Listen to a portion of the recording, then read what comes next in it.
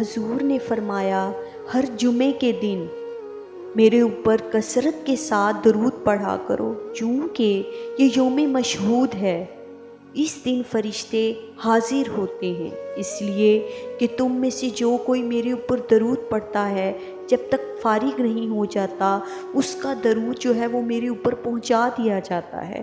تو حضرت ابو درداء کہتے ہیں، میں نے حضور سے کہا، حضور جب آپ اس دنیا سے چلے جائیں گے تو کیا پھر بھی درود آپ کو بھیجیں اور پھر آپ پر پہنچتا رہے گا؟ تو سنو حضور نے کیا کہا۔